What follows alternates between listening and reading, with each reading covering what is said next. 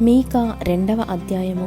మంచముల మీద పరుండి మోసపు క్రియలు యోచించుచు దుష్కార్యములు చేయువారికి శ్రమ.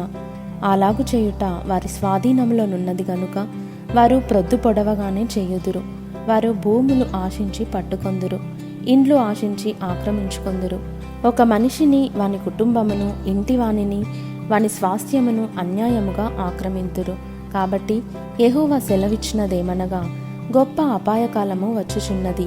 దాని క్రింద నుండి తమ మెడలను తప్పించుకొనలేకుండునంతగాను, గర్వముగా నడవలేకుండునంతగాను ఈ వంశమునకు కీడు చేయనుద్దేశించుచున్నాను.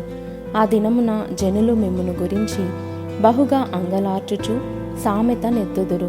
వారు చెప్పు సామెత ఏదనగా, మనము బొత్తిగా చెడిపోయి ఉన్నామనియు, ఆయన నా జనుల స్వాస్థ్యమును అన్యులకిచ్చి ఉన్నాడనియు, మన యొద్ద నుండకుండా ఆయన దానిని తీసివేసినే అనియు, మన భూములను తిరుగబడిన వారికి ఆయన విభజించి ఉన్నాడనియు ఇశ్రాయేలీలు అనుకొనుచున్నట్లు జనులు చెప్పుకొందురు.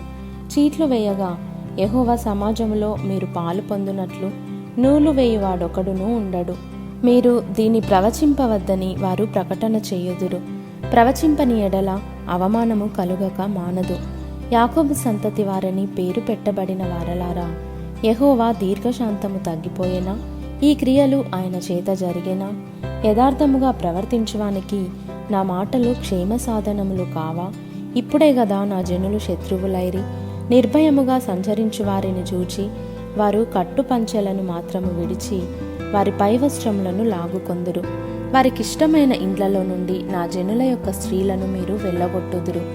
వారి బిడ్డల యొద్ద నుండి నేనిచ్చిన ఘనతను ఎన్నడూనూ లేకుండా మీరు ఎత్తుకొని పోవుదురు. ఈ దేశము మీ విశ్రాంతి స్థలము కాదు.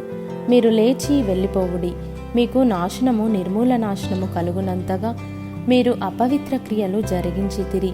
వ్యర్థమైన మాటలు పలుకుచు అబద్ధికుడై ద్రాక్షరసమును బట్టియు మద్యమును బట్టియు నేను మీకు ఉపన్యాసము చేయుదునని అబద్ధము చెప్పుచు ఒకడు వచ్చిన ఎడల వాడే ఈ జనులకు ప్రవక్తయగును.